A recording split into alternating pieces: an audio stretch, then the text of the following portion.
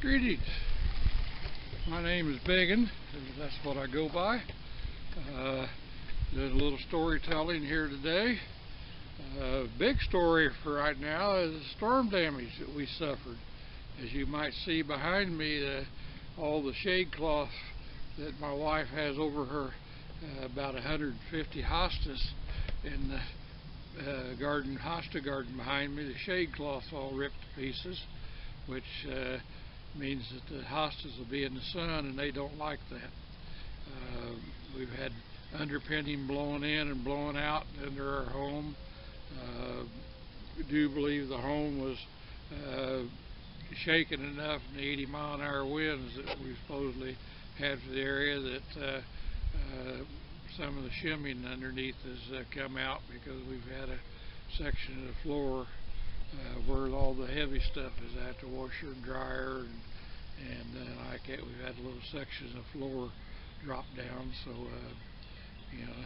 And trees, oh my goodness gracious, trees. We got trees down all over the place. My wife's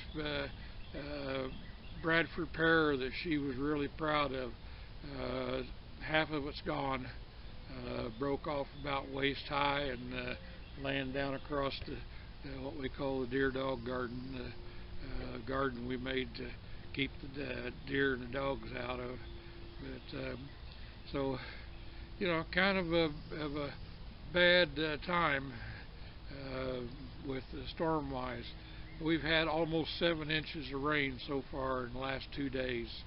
So in Friday and since Friday about 1 o'clock in the afternoon, we've had almost 7 inches of rain. A little wet. Got hung up in my Powerchair a while ago, so we had to get it out. Hit a mole run. They'll stop you every time. Well, I'm going to start telling some of the stories of my youth.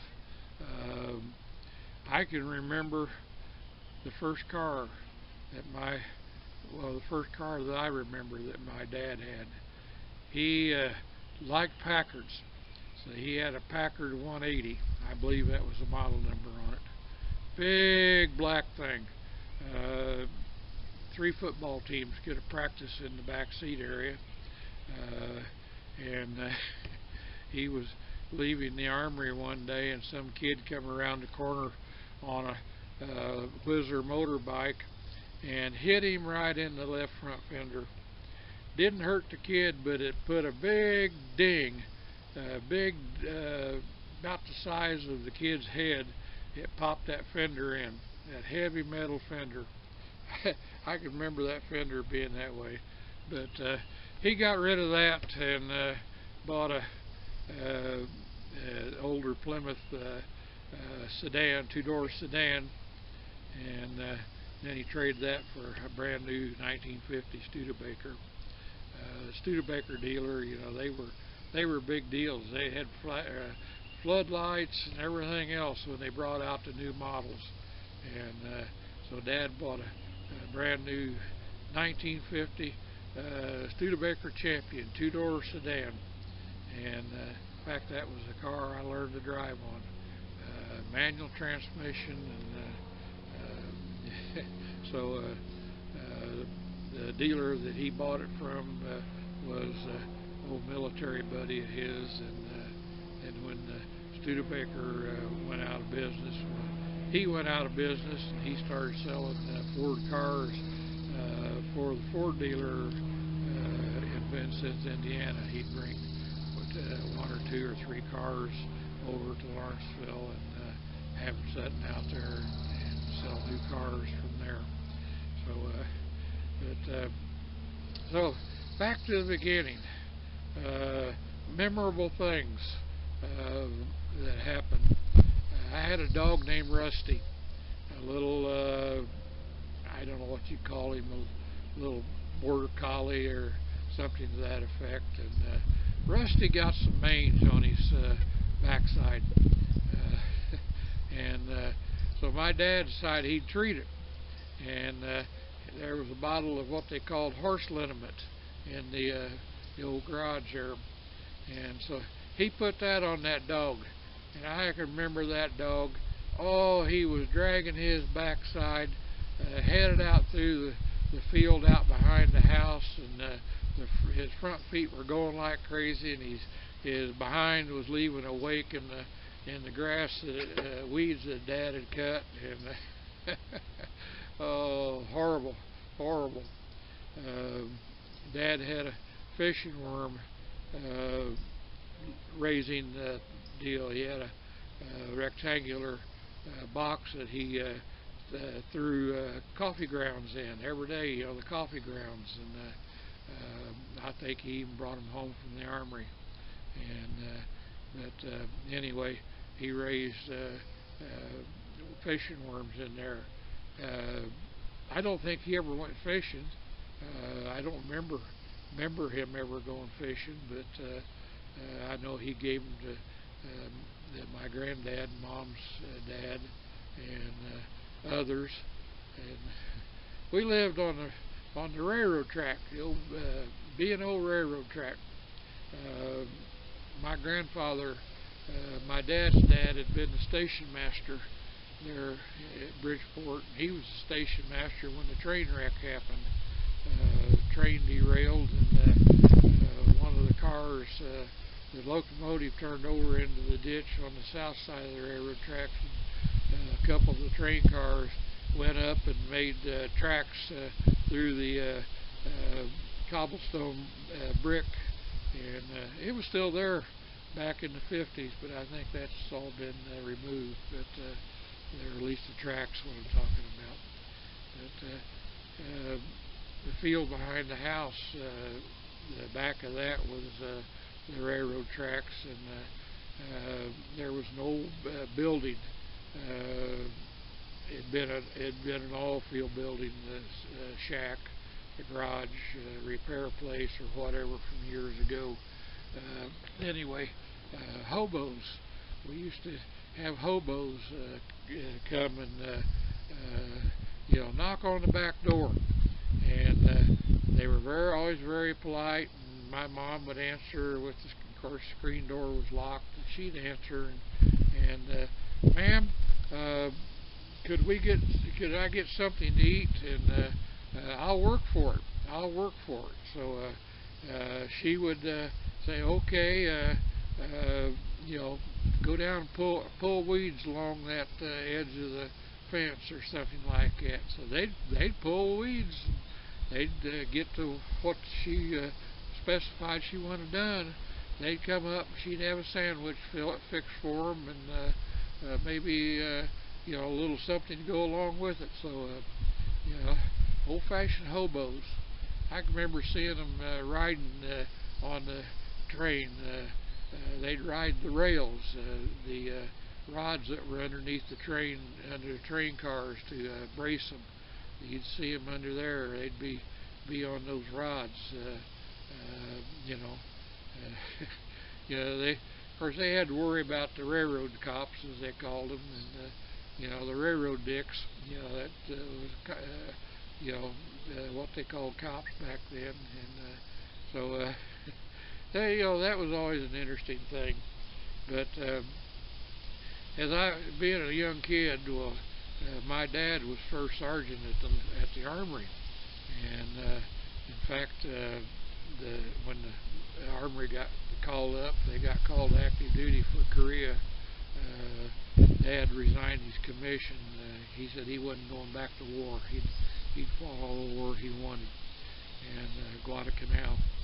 But anyway, Dad would come home with a Jeep or a 6x6, and he always made sure that I'd get to ride with him. We'd go past some of the houses of my buddies, and just to make sure that they saw me in the army trucks. And he would bring home rations that were extra or getting out of date or whatever. Mom would always open them up and take the cigarettes out, and then us boys would have rations. And we had tents, and the old two-piece tents, and numerous items that were military surplus, and we always had Spam. We had Spam by the cases. When that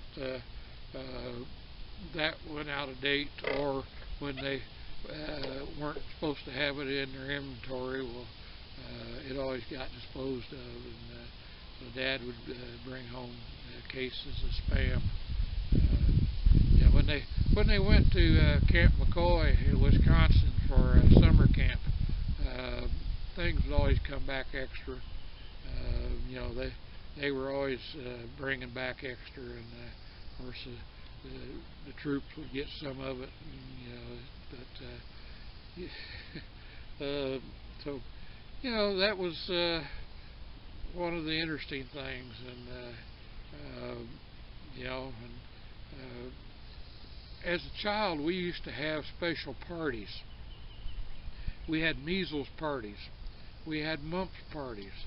When somebody would develop measles, well, all the mothers would take us all, and we'd have a party with the person that had the measles, and that was so we could all have the measles and get it over with. Of course, they had to determine whether it was bad German measles or just the common measles, as they called it, and you know, chicken pox and mumps, same thing. Oh, yeah, you always had mittens. Moms always put mittens on you, and so you couldn't scratch them. And calamine lotion, and so you know, that was one of the ways we handled dealing with so-called childhood diseases. Polio wasn't anything to joke about. That was if somebody developed polio, well, they were you know, off limits. You know, you didn't get around them, because polio, oh my goodness, I don't care what it was you were going to do. Moms would always think you were going to get polio, and you know, of course, us boys would sneak off and go swimming, and you know, it seemed like some of the swimming holes, you'd always get a ringworm or something in your hair. You'd have a spot back there, so Mom would shave around it, and they had some sort of blue treatment that they put on it, which made it disappear. And but just some of the quick memories of you know, up until well, I went past 5 years old. But anyway, I'm going to cut this short, because I think my batteries usually run out in about 15 minutes, and this has been about a 15-minute piece. I'm supposed to get batteries for my movie camera on the 5th of July, so maybe we'll have a little better cameras to take stories from. So, as I've said before, caution, I'm a professional storyteller and BS artist. While all of my stories may be tempered with time and memory, but I can guarantee you at least there's a bit of truth in it, and that brings back the memories. So y'all take care. Don't take any wooden nickels. I'll see you on the next video.